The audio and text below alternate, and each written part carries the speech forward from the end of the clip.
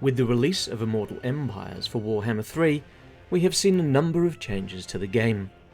Some good, some bad, and some quite controversial.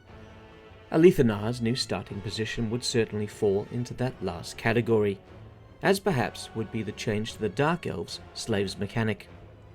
It seems this change has annoyed many players, as they feel the system has been dumbed down for Game 3.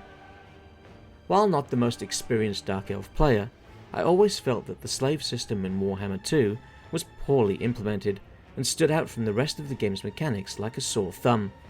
So to see it scrapped and reworked so it is more entwined in the core mechanics of the game is, in my opinion, a step in the right direction for the Dark Elves. If you examine the previous system, it was essentially a spreadsheet, not interesting mechanically or overly interactive. The new system that ties slaves directly into building choices and adds the dictats gives the players much control over their economy in a fashion that is more in line with the rest of the game. While it's true that the previous system allowed for far greater income due to the large modifiers that could be generated, it also meant that income would become meaningless in the long term, with ridiculous amounts of income coming from your slave economy. Could this be fun?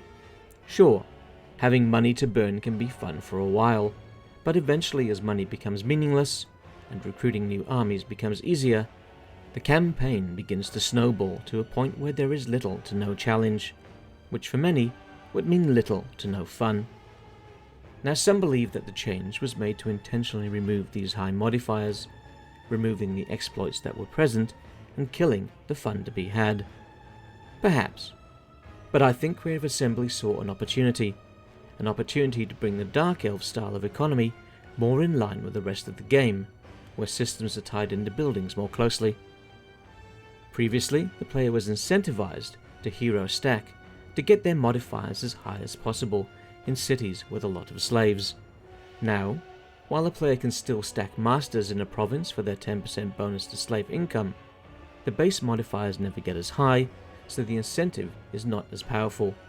This means that your masters can now join the rest of your heroes in your armies, what they were initially intended for. The system, of course, is not without its problems. Dictats, for instance, apply on a per-province basis, yet for some reason, once a dictat is active in any province, it cannot be used in other provinces until its duration has expired. This doesn't quite make sense, and I can only assume it was implemented this way to prevent the system from being too powerful. The dictat system could also have been more expansive, perhaps having technologies that would unlock more dictats in the later game, giving the player more options for expending their slaves, or allowing the player to control the number of slaves expended for adjustable results. In time we may see this system evolve, and I'd encourage Creative Assembly to explore ways of expanding it. In the meantime, for this player at least, Warhammer 3's implementation of slaves is an improvement on the previous game. What are your thoughts on the slave system? Good? Bad? Couldn't care less? Please let me know in the comments below. I'd like to thank my patrons, Hot Apple Pie and Solareth Magnetar, for their support, and if you'd like to support the channel, then make sure you're subscribed, share this content, and consider joining my Patreon. I'm Grey Tiger, thanks for watching, and I'll see you in the next video.